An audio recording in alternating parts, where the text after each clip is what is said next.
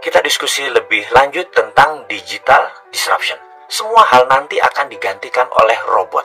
Apa yang bisa mekanik dan elektrik pasti diganti robot. Jadi manusia semuanya nanti bisa digantikan oleh AI, Artificial Intelligence. Disrupsi digital ini akan banyak menelan bisnis bergaya tradisional. Bayangkan gerakan digital disrupsi ini seperti gerakan vortex, yaitu gerakan baling-baling pesawat. Baling-baling itu kalau muter makin kencang dan makin banyak dayanya, makin melumat putarannya ke dalam. Ini gambaran industri. Mana yang makin ke tengah, mana yang makin mendekat dengan titik lumatan, makin hancur-hancuran bisnis itu. Pertama yaitu Google dan Facebook. Mereka adalah industri yang paling cepat mendisrupsi sekaligus paling cepat terdisrupsi.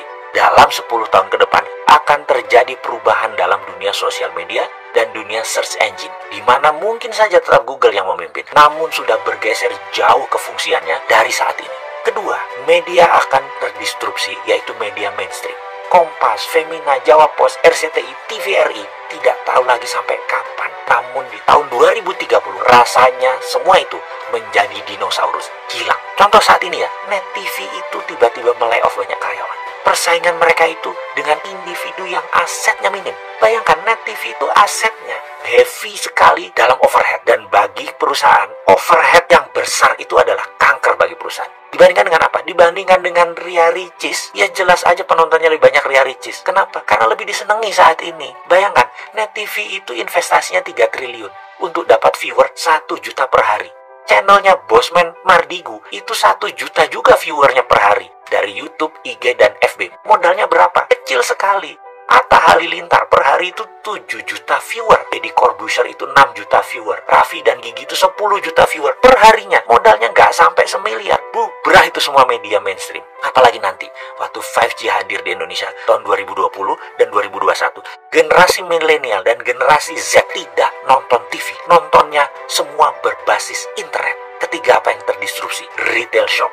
Ramayana, Matahari, departemen store serba ada akan musnah menjadi marketplace digital jualannya. Menjadi personal bisnis itu dan menjadi direct bisnis itu. Produsen langsung ke konsumen dan konsumen langsung request ke produsen. Nggak ada lagi orang tengah, nggak ada lagi pajangan, nggak ada lagi retail shop. Keempat adalah hadirnya fintech, financial technology. Barusan kita cerita kalau banyak bank akan atau sudah mengurangi kantor cabangnya. Ini akan merubah dunia perbankan, baik dari jumlah cabang, jumlah karyawan, hingga jumlah ATM. Di tahun 2030 bahkan, dibandingkan dengan saat ini, akan tinggal 20% jumlah karyawan bank, cabang bank, dan mesin ATM. Karena semua sudah menjadi mobile. Kelima, selanjutnya, apa yang terdisrupsi? Telekomunikasi.